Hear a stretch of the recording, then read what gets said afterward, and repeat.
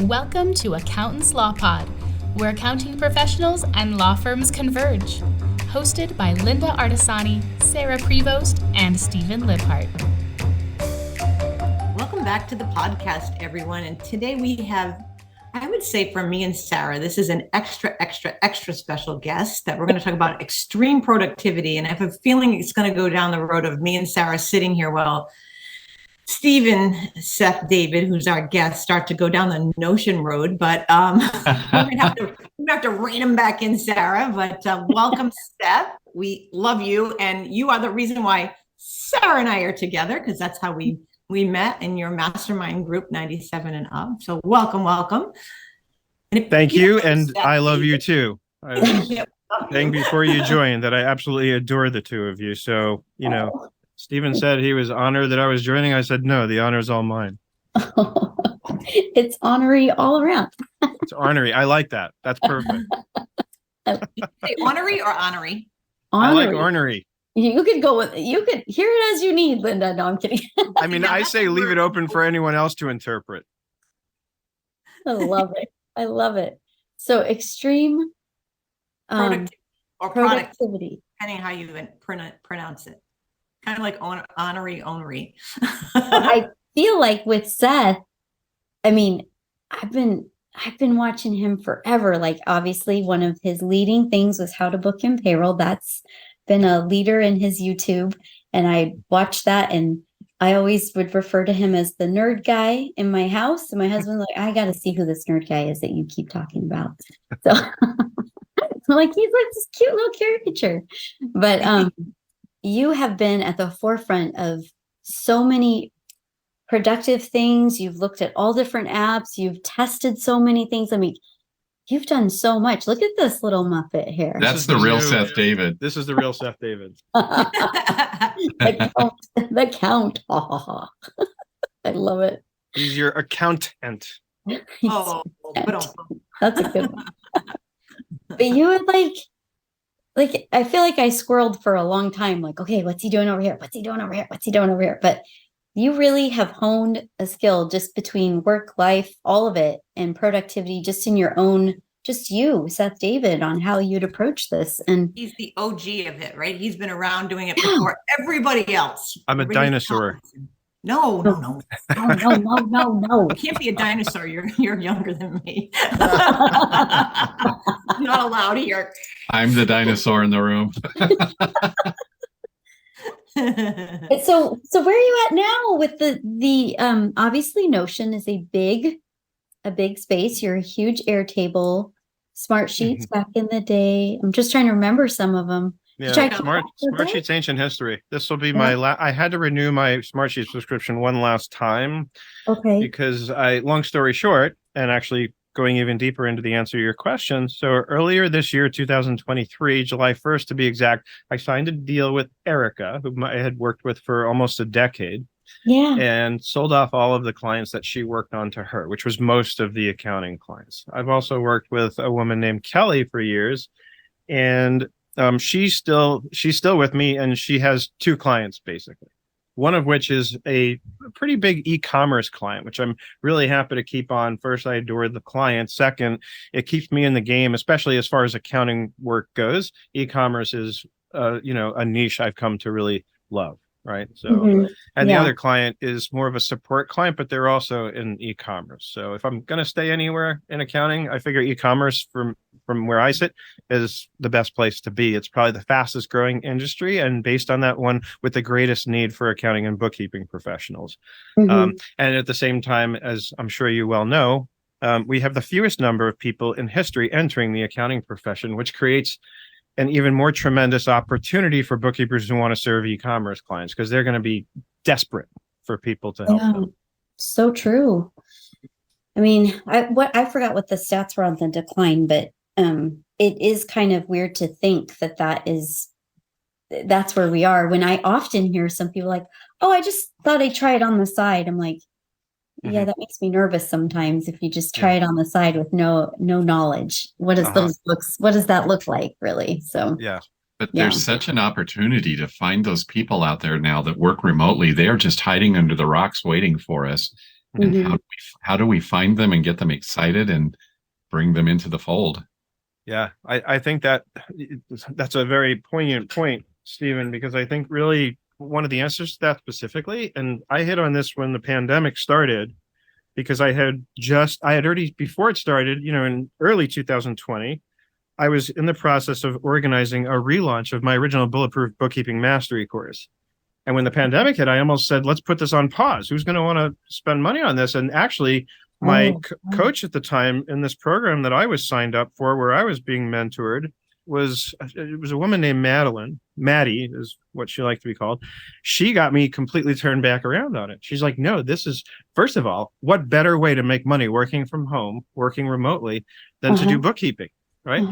A lot of people think of home-based businesses, and it gets associated a lot with things like MLM and direct marketing, which has a stigma to it. Probably less so now than in years past. But so it was the idea of going out there and saying, hey, here's a quote legitimate home-based business.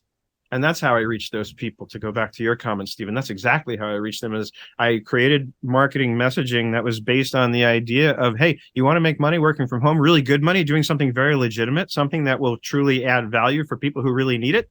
This is the way to go. And I built a customer avatar around that concept of somebody who's sitting at home, jobless now because of the pandemic, and wondering, what can I do to make money? And one of the major points I was going out there with, and one thing you always want to do in marketing is make claims that are going to sort of upset people a little bit, that go against the grain, that go against common conceptions about how things should be. So I went out there and started making very loudly the claim, which is actually true, that you don't need to have a college degree to do bookkeeping work, but ...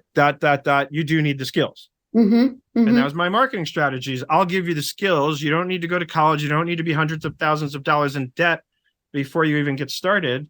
You can start right now. I can teach you the skills. Go out there, have at it, learn bookkeeping, and then start figuring out what niche you want to serve. That was so the key is finding them, and I've thought about, like, maybe, with our legal niche, approaching the business schools connected to the legal school here in Denver at the University of Denver, and maybe getting a mentor or two in that, can work for 6 months with us. But to your point, we've got to have all the SOPs and everything going, which we haven't touched on yet, but finding ways to get these people that are out there that are probably on the other side of the fence going, how do I do this? How do I find this? I know it's there. And how do we marry the two sides together and give them the tools that they need to be successful with it and be excited about it, like we are? Yeah. I mean, for me, it's social media and content marketing. That's how I find those people. That's how I, from day one, I've shouted from the rooftops that, the marketing side of this for accountants and bookkeepers is a quote program of attraction, not promotion. You attract. I like that. Yep. You attract by putting value content out there that teaches people. It's counterintuitive initially for the untrained mind on this, because they're thinking, but you're giving it all away and teaching people how to do it themselves. So why are they going to need to pay you for it? And the answer is the majority of people will fit in that description, but the minority of people who then go on to say, you know what, I'd rather just hire you, more than outweighs anything you'd lose by. You're right, Seth. I've been for 10 years. Where are we at? 23 for 13 years now. I've been teaching at the Colorado Bar Association for free. But now I've become, over those years, I've become the expert in this arena here in this part of the country. And we just got a new client the other day who went back to the Bar Association and found one of my videos from, I don't know, 7 or 8 years ago. And he's like, you're the guy. We have to have you. So you're right. Yeah. That's how I got into e-commerce accounting in the first place. Is I had a guy reach out to me. And he's like, I've been through 4 bookkeepers who've made a mess of my books. He's like, I don't know what I'm doing bookkeeping wise, but I know enough to know that they've made a mess. And he's like, and I want you to come and fix it. And I said, I don't have any e-commerce experience. It's a very specialized area. And there's a lot of accountants who specialize in that. I would be doing you a disservice if I told you I could just take it on for you. And he persisted. And he says, nope, I've seen your videos on YouTube. You're the guy. Yeah, that's exactly what he said. He said, you're the guy. And then I said, all right, well, let me try something here. And I actually reached out to my community, right? My other accountant, bookkeepers friends. And one person actually had a really good suggestion. She said, why don't you find an accountant who specializes in e-commerce, let them handle that piece of it, and then you just handle the rest of the general ledger for them. And it sounded a little disconnected, but I thought maybe it could work. But what I found out very quickly as I spoke to each of the people that I knew were well known in the accounting world for this, one of them even said, she said, I reached out to her through a referral. She said, Seth, I know you. I've watched your YouTube videos. I would love any opportunity to work with you, but I'm up to my eyeballs right now. I can't take on another stitch. And I was like, that was kind of the turning point for me. I remember it so well, because it was such a turning point, because I was on jury duty that week. And I had the call with her while I was like waiting on a break, when I was waiting to find out if I was going to be stuck on a jury. But that's when it clicked for me. I was like, okay, this is economics 101. There is clearly very high demand for this and very short supply. And that equals opportunity, right? I can charge a lot. I can make a lot of money doing this. And so, talk about insanely productive or extremely productive. The first thing is find an area where you can offer value, where there's a need. Right. Yes. In my own marketing process, we have what we call the MAP framework. MAP standing for everything is unique. So MAP is the unique mechanism, the unique audience, and the unique promise. Right. These are the three things you want to identify. Wow. Right. Because if I go out there and say, well, my audience is anybody who needs bookkeeping help, you're done. You're just dead in the water. You're talking to no one. Right. Yeah. You're trying to talk to everyone, which means you're talking to no one. So you have to carve out a very unique audience. Going back to my Bulletproof Bookkeeping Mastery relaunch of that course, which I did in 2020. And to this day, it was the most successful launch I've done. In a week sales period, I made what most people don't make in a year. So, That's that awesome. Says something. Yeah. But to your points, that I've looked at your course, and there's a lot of work behind what you did. This is not just this is not like a simple course. It's got everything in it you could possibly ever want. You worked hard to build that course. And I know what it's like to build a course. And I'm like, man, it's amazing, because you've always made great content from way back in the day when we would find you on YouTube. And then now I look at the content, it's such good content. So if anybody looking for a course like that, I mean, that would definitely be hands down like the premier course to get, because it gives you give so much even in it for the value for what it costs. Thank you. It's definitely, and I just know how much work it is. My goal is to go so far over the top with it, to really, even though I'm charging a lot. And by the way, I just slashed all the prices, probably for good, because I was charging $2,500 for any major bookkeeping course, any major bulletproof bookkeeping course. And I'm like, you know what? And I'll be very honest and transparent about this. They don't sell that well at that price point without me getting on the phone with people and talking to them and kind of reassuring them. Yeah. So I said, you know what? I'm going to do an experiment. And I slashed the prices to just $1,500. And I said, instead of doing promotions, because when you start doing promotions and coupon codes and Black Friday specials, guess what? Then everybody waits for that and nobody signs up in between. And my goal is to create a pipeline or a funnel, if you will, where I have people signing up all the time. Right. I want more steady sales with this. So how do I do that? What's the strategy? Well, I slashed the prices, and not just by a little. I knocked $1,000 off of each of those courses. So they're now $1,500, and I plan on keeping them there. And the Notion course that I just launched, going back to the extreme productivity side of things, because that's what that's really all about. I was going to do it like a typical bulletproof course, because it is as robust, if not more, than any of these other bulletproof bookkeeping courses have been. And I said, you know what? I'm going to do something, again, extreme, in my opinion. And so originally the plan was I'll do the typical routine that I do when I launch a bulletproof course, which is retail price is $2,500. But if you sign up during this launch, it's going to be $1,000, right? And then you have that week to sign up at that price. That's how I create urgency for people and say, do it now. Otherwise, it's going to cost you a lot more. And I said, you know what? No. I'm not going to do any of that. I'm just going to price the whole damn thing at $750. And I threw in a few extras for people who signed up during the launch. But that's it.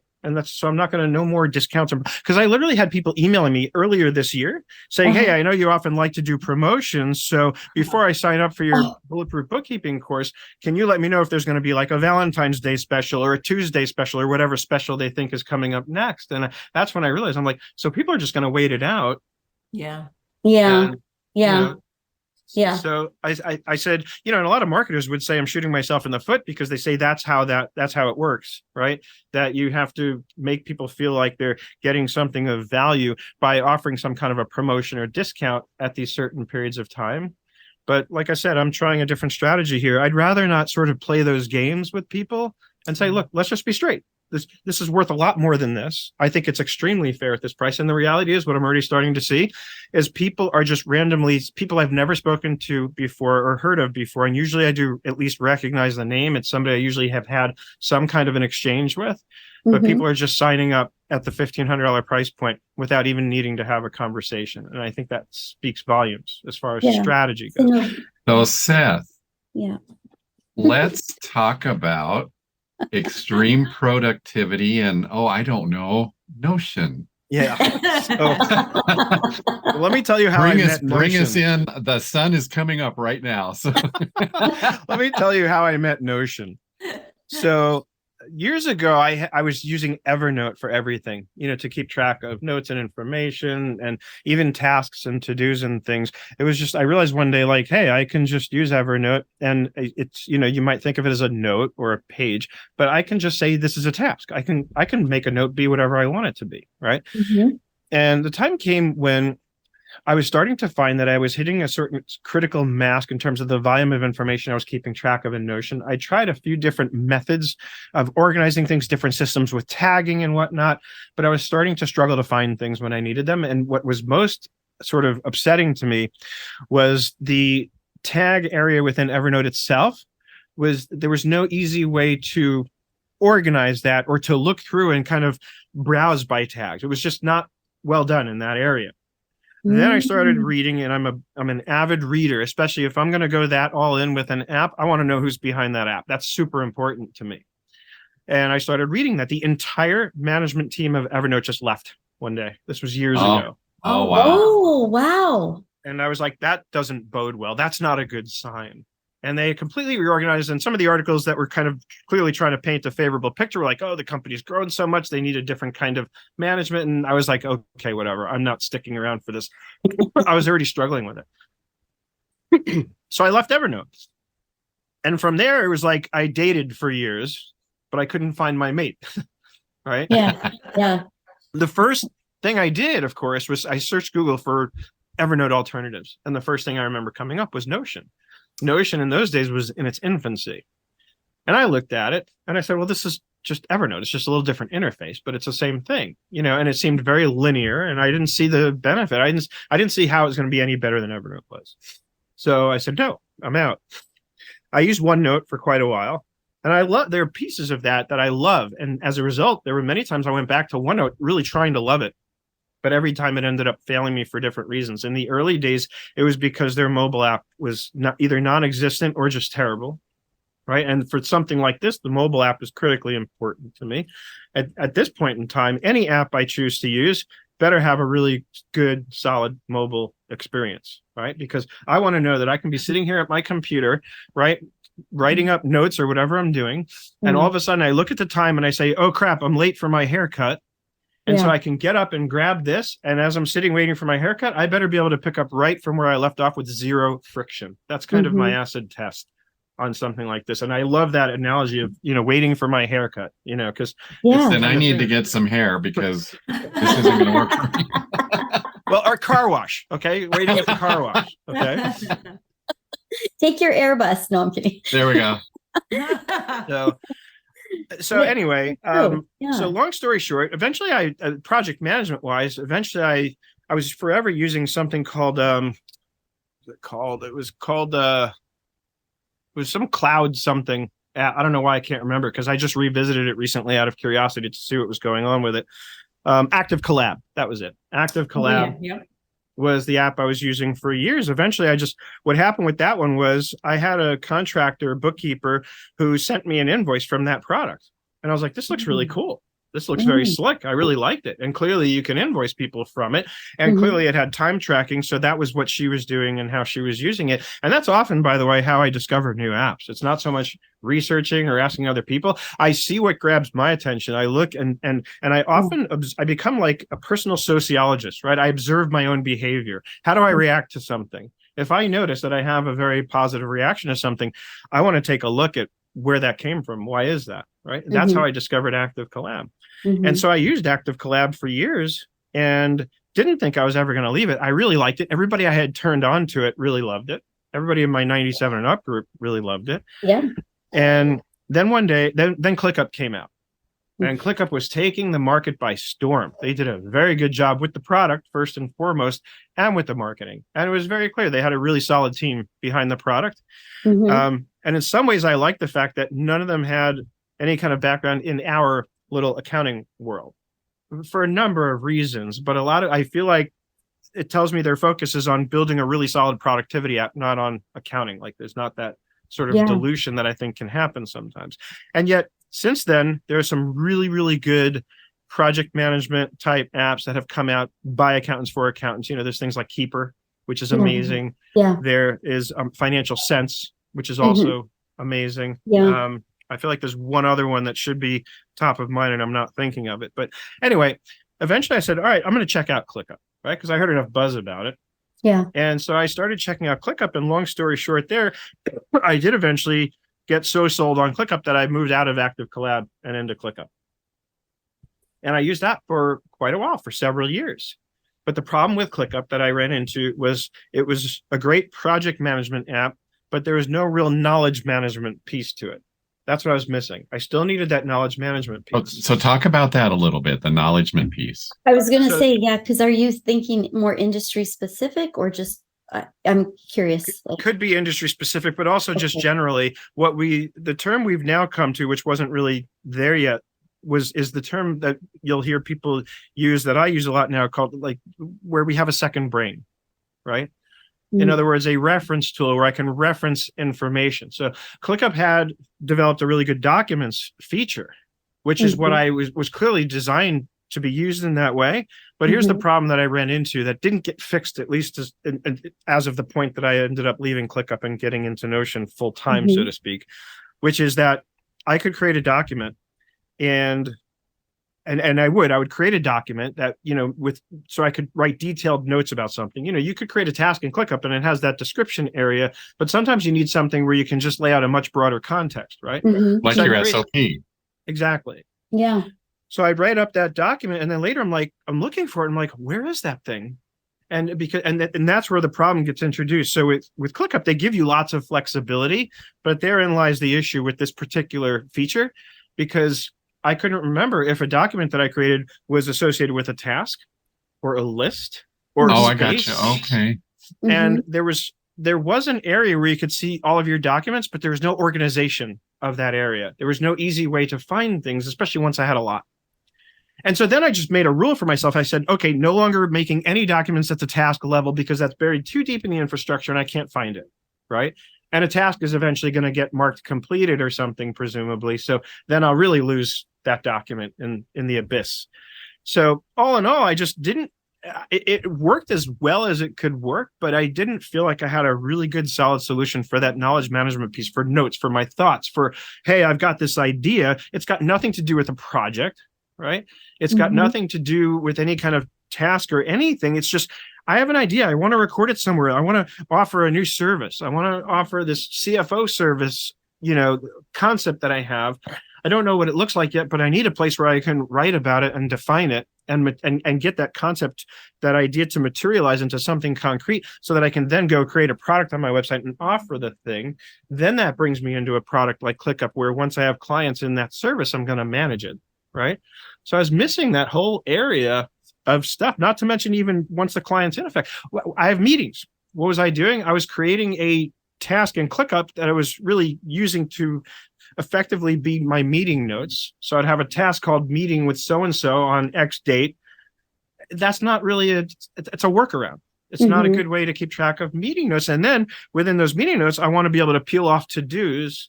I just didn't feel like I had a good system to manage the whole picture. And this is where I started rereading David Allen's Getting Things Done, because I'm like, okay, I need to go back to the source, right? And Getting Things Done, as far as I'm concerned, is the source of all of this productivity stuff. You want to get extremely productive or insanely productive, please reread that book. And I say reread because most of you have read it. I didn't finish it. I need to. Yes. But the question is, how are you taking what's in that book and applying it? Yeah. I built my whole entire Bulletproof Notion concept around that book primarily, and one other book, which I'll mention in a minute. But my idea was I need to take his concepts, right? His concepts give you the system, which is devoid of any apps. right? He gives you the system, the framework for how to operate. And then I'll quickly touch on the other book for a minute, but I want to stay with getting things done for the most part. But where I came up with this term work management instead of project management is from Nick Sonnenberg's book, Not Getting Things Done. Nick Sonnenberg's book is called Come Up for Air. And he talks about work management. And I obviously completely agree with his concept there that much of what we do has nothing to do with a project. So a system that's limited to managing projects is limited. It doesn't encompass everything that we need to do. Oh my goodness. Yeah. Interesting. So that's why I ultimately, the title evolved a lot from, day to day for a while, but eventually I landed on Bulletproof Notion Work Management System, because I believe that what I created there was a complete work management system where you can manage all of your work, tasks, meeting notes, projects. I even reluctantly built a timekeeping system with it because people in the beta group asked me for that. And I said, well, as much as I don't want to encourage bad behavior, I recognize that some people are going to need it. And to be fair, some people, want to track time for good reason, right? Because they just want to see how long it takes them to complete something. And for their KPIs. Yeah. Yeah. So for that use case, I totally agree. It's of value. Just please don't ever use your time tracking to bill anyone, right? Because time has no real value. Not that way. It has no intrinsic value. Time is the most precious resource, but it has no value for billing purposes. Yeah. So, I'm just thinking because I wrote down Evernote Active. I remember all of these from before starting out. We've all been down that path. We've all been down it. Yeah. And I really feel like you've always said this is whatever you decide on, you have to adopt it. You have to get into it. You have to give yourself the leeway and the space to do it. We also have to see if that's what's going to work for you, because what might work for you is not the thing that might work for the other person. And I've always felt like that's kind of true of a lot of things that will open up and right away we'll be like, oh, I don't know. You got to give it a little bit of time. And we had that happen to us where we really did try to adopt Notion, but we got so much resistance silent resistance without being able to move too far forward, because really we didn't have a lot of people that it wasn't working for the team. But once we found that we ended up in financial sense, once we found that worked for them and the adoption, yes, it's been slow. It's been but at least they went into it. They looked at it. They liked the timer situation, not for billing, but just for tracking. We started to see things turn, and we're getting the SOPs in there. We're starting to see that gravitation. And then we're adding in, like you say, check this place, check this place. I mean, sure, they could be dependencies. That could automatically be checked off if you finish the task, but it spoke the language to the team. We haven't gotten anywhere close to where we want on what we want to see, Linda and I. We haven't really worked that portion out quite yet. Just the adoption, I think, is the part we're most excited about. And excuse me. I feel like that's true of anybody on the productivity side, because you're solo. You've always taught this. Even if you're solo, you have to kind of build to having some sort of workflow. You have to have something behind yourself to back yourself up. Don't delete anything. I've taught Linda that too from you. Yep. An email thing. I wasn't archiving, and she's like, did you just delete that? Don't delete anything. Archive. So I archive everything. I learned that from Seth. And let me speak specifically to that, because this is something we were talking about for a few minutes before we went live. And I said, I definitely need to bring this up during the podcast. So what I think, Sarah, you're underscoring here is one of my key issues with how most people in our industry approach the use of these apps. And what I mean specifically is you're doing it backwards. Yeah. And what I mean by that is you're starting out using the app before you've identified exactly what problem you're hoping to solve with that app, and then B, defining what your process is. Right. So that's how I go back to David Allen's Getting Things Done and the bigger picture work management concept, which is this. And as I was starting to say, I can ask probably everybody here has read the book at some time or another. Maybe not, but probably. Right. Probably everybody listening to this eventually will be able to hear me saying these words and acknowledge, I read that book. But if I ask you to regurgitate the list that I'm about to regurgitate as smoothly as I'm about to, because I've studied it so thoroughly, you probably couldn't do it. And Yeah. what I'm getting at is the core principle that underlies everything else about how you can have a system that you can trust, which is one of his key buzzwords. And the Yeah. reason that you can trust that system, whatever that system is, whether it's Notion or Financial Sense or anything else, Yeah. is you have to be able to develop that system using a framework that exists with or without that system. And it has to be able to accomplish the following. And here comes the list. You have to be able to capture, clarify, organize, reflect, and engage with everything you need to do. And I'll repeat that. You have to capture, clarify, organize, reflect, and engage with everything you need to do. You need all of those pieces in place in your process in order for it to become a system you can trust. And whether you think you can trust the system or not is not the same as actually trusting it. Your brain, independently of you, has to trust it. And here's how you know whether it does or it doesn't. When your brain feeds you endless loops of things you have to remember to get done, it's because your brain is not trusting the system that you're using. Good. I like that. Yeah. And what we also know here is that most of the time, our brains remind us of things we need to do at the worst possible times. 3 o'clock in the morning. 3 o'clock in the I was morning, gonna say, Exactly. when I'm otherwise completely indisposed and unable to make a note about it. yeah. Yeah. Unless maybe as I'm waiting for that haircut or the car wash to finish, and I'm sitting somewhere and the random thought pops in to do something that I have no ability to do until I'm back in my office, that's when I better have a good mobile app where I Yeah. can quickly jot that thought down before it escapes me, before I start getting really stressed out about, oh my God, how am I going to remember to do this between now and then? And so instead of looking like a crazy person sitting there mumbling something on repeat to make sure I try not to forget it, right? I have a system I can trust. I can open up Notion. I have my bulletproof journal within Notion, which is the perfect place that I've built out that gives me a daily page where I can capture any of those things. There's the capture part. I capture that thought or idea. And the reason I can trust it is because later on, I know I'm going to go back into it and clarify it, organize it, put it in its proper place. If it's a task I need to do for a client, it's going to get copied from my journal to, the place where it's going to become a task that I have to do for that client. Is Right. it going to automatically, have you got it set up so it automatically travels over to that client's portal?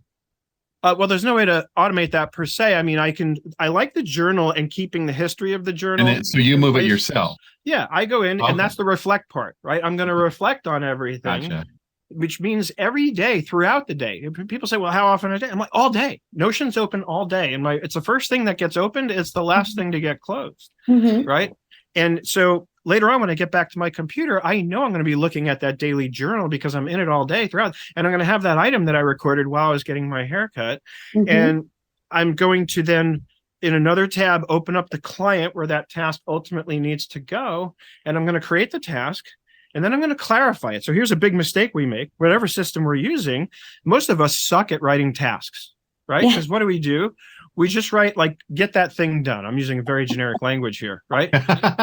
But we have no idea what that means to us. And one of the keys that David Allen teaches is I have no idea what's the next thing I need to do to move this forward, to get it complete. That's where I get stuck. That's where I get stuck all the time. And then you freeze and and then you're paralyzed and you're stressed out instead of reducing stress. So when you capture, clarify, organize, reflect, and engage with everything you need to do in a system you can trust, you will find that your stress levels are dramatically reduced. Guaranteed, right? And like I said, it can't be that you think it's a system you can trust. I gave you the criteria for how to gauge whether or not your brain really trusts it, right? Yeah. I don't have those kind of stresses anymore because of what I've built. And that's what I realized is initially I did this course called Oceans of Notion, where I just sort of generically taught you how to use Notion and gave you some suggestions for how you can build a database and how you can build a central hub and all this. But it wasn't really done for you. It was more, here are the concepts and here's the examples of the concepts. So now you can take it and run with it. And it was pretty successful. I've had like maybe one course that I've ever produced that I actually pulled because it was so bad, right? I'm kind of curious. I'm not curious now live, but I'm curious which one you were thinking. I don't mind. It was a course I did on another app that I love, but a lot of people have trouble wrapping their brains around, which ironically enough, it's the product called The Brain that I use, and I still love it. Yeah. But I did a course on The Brain and it just kind of flopped. And so I eventually pulled it because I was like, this is terrible. I don't even want somebody paying me for this, right? If somebody really wants it because they know about it, I'll give it away for free at that point. Yeah. But so going back to, what evolved with Notion there was, I did that course. It was, reasonably successful. I had a bunch of people get really excited about it. A lot of our 97 and up members, did the course. It's included with 97 and up. So we have a Notion channel in 97 and up Slack, and a lot of people were in there asking questions and engaging with it. And then it kind of died off after a while. And then I thought, like everything we've been talking about here, what I've learned is based on many, many years, as you pointed out, Sarah, having conversations with many people like yourselves, and really over those years, getting what I believe is now an extremely thorough understanding of what lies at the core of why so many accountants and bookkeepers struggle with this stuff. And it really is because of what I've just laid out, that they don't have a system they can trust. Whether you realize it or not, whatever system you're using, it's not one you can trust. Probably because first and foremost, you did it backwards. You heard everybody's using ClickUp, so I'm going to use ClickUp. And then you go and you think the app is the system. Yes. And you get the two confused. And now you don't really have a recipe for how to use that app properly to manage everything so that it becomes a system you can trust. And then you build it to a critical mass. You say it's not working. So now you're going to try Asana and you're going to have the same cycle repeat. Right.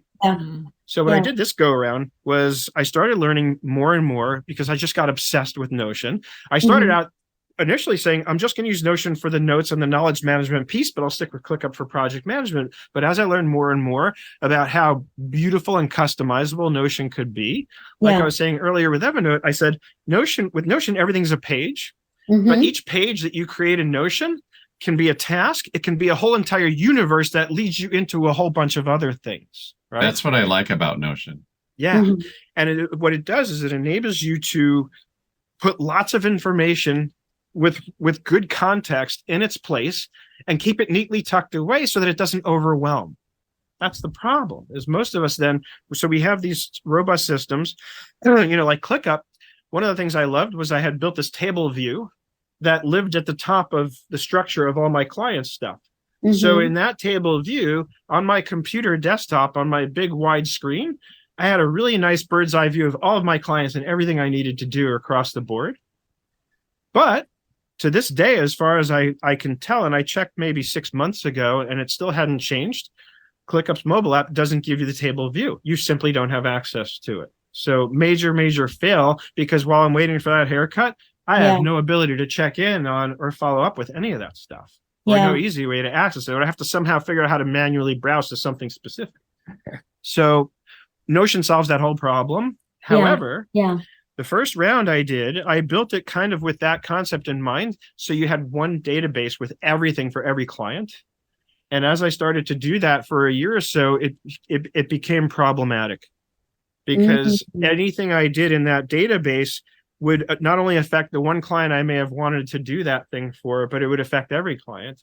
So for example, in a dropdown with some kind of category list, if I wanted to add an option that was really just unique to that one client, didn't matter. That option now populated into the list for every other client too. And even if I made that client inactive, I couldn't remove it because that would have removed it from the client that I did need it for in case I ever needed to reactivate that client. So by developing it that way, I was building a list of lists that would permanently accumulate and I could never really properly clean up, or what we like to talk about in knowledge management tools. The term we like to use is called gardening, where I can really clean things up and, keep it manageable instead of it becoming unmanageable. So the system I built is one where every time you create a new client, it duplicates a database template. So each client has its own separate database. Now, the downside of that is if I want to make a global change to something, I have to repeat it for every existing client. Then I can do it to the master and it will be there for any new clients. The upside, though, is I can manage each client specifically and individually and tailor it to what I need to do for that client. There, bingo, right there. Yeah. And that became more important to me.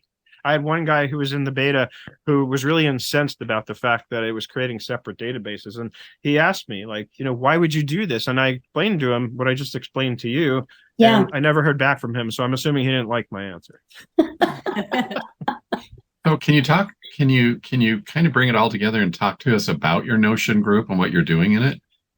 What I did, as I was saying, is I took this to the next level. And I said, as I was learning more and more about how Notion works, and Sarah, you mentioned in the beginning Airtable, or maybe that was you, Linda. One of you mentioned that I love Airtable, and I still love Airtable. Yeah. Notion has, its database feature, which is very similar to Airtable. And this is what I love about having a toolbox with lots of different tools, and knowing how to use them all really well. A lot of people in our profession, they get into, all these different apps. I can't learn how to use all these apps. And to me, that's the equivalent of a handyman or a handy woman or a handy person, whatever we want to call it. Handy person, whatever you want to say. Handy person. I don't want to offend anybody here, right? So a handy person going into their toolbox and saying, well, it's too overwhelming to learn how to use all these tools. So I'm just going to learn how to use a Phillips head screwdriver. And if I have a standard screw, I'm just going to hope for the best that I can get my Phillips head to do it. Right. I love that analogy. So what I love about learning how to use all these tools, and by the way, this doesn't mean you have to learn how to use every tool you ever hear mentioned. You learn the ones that you find are going to be useful. So there's a lot of overlap between things I could do in Airtable versus a Notion database. But because I've gotten so intimately acquainted with both products, I can tell you where there's a better use case for using Airtable versus where there's a better use case for using Notion. And then I can tell you where everything is that lies in the middle, where it won't make a difference which one you use, because either one will handle it just as well. Right. That to me is the goal here. Is I'm a digital handyman. And based on that, I have a toolbox. And then to take it deeper and going back into Notion and going back, Stephen, to your question specifically, the way I learned how to look at Notion is it's like one of those gigantic toolboxes that has lots of compartments with different kinds of tools in it. Yes. And you just have to know how to access what you need, remembering you're never going to even want to try and learn how to access everything. You access what you need when you need it, when and as the need arises, and you'll figure that out as you go to a large extent. But what I realized, having done the Ocean of Notion course, was I needed to go a lot further. And as I learned more and more, here was the turning point where as I'm learning how to use Notion and I'm learning how to create templates specifically, eventually one day I'm like, I wonder how deep I can go. So I create a template, right? And that template's got a database in it, right? In that database, can I create more templates within the template? And then can I create templates within the templates within the templates, right? So I'm talking about like 3 levels deep here. I said, well, instead of throwing up my arms and trying to search YouTube, I'm like, forget all that. I'm just going to play with this and I'm going to test it. And I'm going to see, ultimately, here's how I innovate. Whenever I'm trying to innovate something, my goal is to answer one simple question. Can I break this? Can I get this thing? Can I get it to break? Right. I recently wrote something that this reminds me of. I don't know how many of you have heard of the show The Peripheral. It's on Amazon Prime. And it's about these kids who there's a brother and sister, 2 of the main characters, and the sister has like incredible prowess in these VR games. Right. And in one scene, he asks her, how do you get so good? And he knows the answer. He's trying to get her to bring out an important point in front of their other friends. He says, how have you gotten to be so good at these games? And she says, well, when I get into a new one, I go in there and I do exactly what's not expected of me. And then I die a lot, in the game, of course, not. Yeah. In the She's game. Like, and then I die a lot. She says, but then I start learning and I start figuring things out and I start finding things that are not meant to be easy to find, because she's doing what they don't expect you, what they don't sort of try and guide you to do. Right. And then little by little, she goes from dying a lot to absolutely mastering the thing. And that's kind of what I do when I'm exploring a new app. So I went in and I tested my theory and I built the database, and the databases within the data. I got it to the point where I was so freaking confused in my own head because I had so many layers to this, but like that was my version of failing. And then finally the picture became clear and it came together almost seemingly like that. And I said, okay, this can work. And so I got to work, and this started like in January of this year, so I've spent almost a whole year developing this whole system and program. And I didn't honestly know exactly where it was going to go. Initially, I just knew it was going to be something. And I said, okay, I know I can sell templates. So then I had to research that. How do you sell Notion templates? And what did I do? I went on Google and I searched for Notion templates, and I didn't care about the template itself. I studied the process that these people had for how they sold their templates. And that's also how I've learned a ton. Right? I sign up for webinars, not because I care about the webinar's content, but because I respect the person who's putting on that webinar, and I want to study their sales process. I want to study their funnel. You want to learn a ton about how to build a sales funnel? Go sign up for one of Jay Abraham's webinars, right? You'll learn a ton. you'll learn how to build a sales funnel. But you have to slow down and study that process. And so anyway, you need a long pad and a long notes of things that you've done. And, lots of times, I can't tell you how many times I've made a comment and say, well, Seth said, and it's kind of funny that it just kind of comes up that way. Wait, actually, somebody called us out and said, who is this Seth guy? I'm like, that's funny. Go check the group. And we're like, you don't know Seth? What's wrong with you? That's the first response. I'm like, oh gosh, okay, let me help you out here. Let me redirect you. That's hilarious. Oh man. But just to quickly wrap up on Stephen's last question, and because I know we're kind of running short on time here, I built these templates. Of course, I tested them. I tried to make sure, I tried to see how I could break them, on my own system. And then eventually it all came together. And then I said, let me roll this out. First I went to show it. I said, let me just show this to somebody. And I might have even reached out to you, but the first person who responded to me quickly was Mariette Martinez. Uh-huh. And I showed it to her, and you know how Mariette gets. She just, it was like I had set her on fire with what I showed her. And so she went all in. My Notion project is now, she's integrating it as part of her own course. And she's basically telling her people, of course, it's optional, but strongly suggested that as part of her program, they sign up for mine. So we have a whole affiliate relationship there so that she can get paid for the referrals and so on. But so I built the system. Then I said, let me do the beta test. And so I said, I'll let people have access just to the templates. It won't include the course and the videos so that they can test it and give me feedback. And that was, without even realizing it, it was a very smart thing I did because I got great feedback. Like I said, I would never have built a time tracking template, but once it was suggested to me and I convinced myself to do it, it became actually one of my favorite templates. I just love the way it works. It's really slick, right? And then just to round it out, I thought about, okay, so when you sign up for a product like ClickUp or Asana or any of these other well-known project management apps, you don't get a course and you don't get a community. I mean, sure, they have Facebook groups, but so I'm putting this whole resource together where you get the templates, you get the course, and you get the community in the form of a Slack workspace so I can provide ongoing support. So I can, because I'm not building, it's like I've developed an app without any code. But I can't, because of the way it's done in Notion, it's not like I can just update the code and poof, it's there for all of you. So I'm going to be teaching you all how to use Notion so that when I have an updated template, well, there's a lesson in the course that shows you how to edit and update your own templates. Just this morning, as of this recording, I created a very simple version of our daily journal that it's the first thing I have everyone do is you got to use your journal daily. And I explain all the context behind why that's so important beyond just the, I'm journaling. I'm from LA and I journal. It's more serious than that. And anyway, so I said, the initial template is, it's detailed. It asks you to answer certain questions every day to understand where your head's at and so on.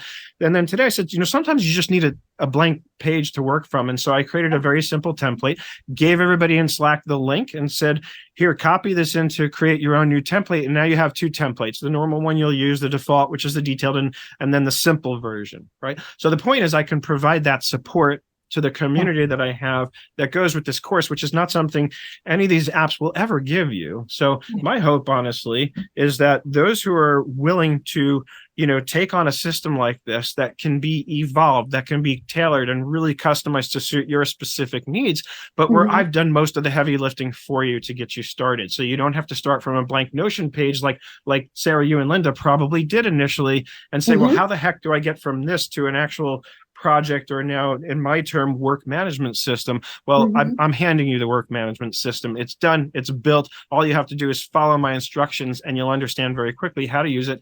And there's a whole section on collaboration, by the way, so that when you're working with a team, you'll understand very quickly how to get it to work with a team.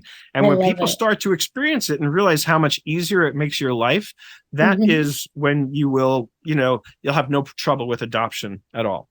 No, I love it. I know we're limited on time, but I think you have to come back because there's so much more we haven't tapped into.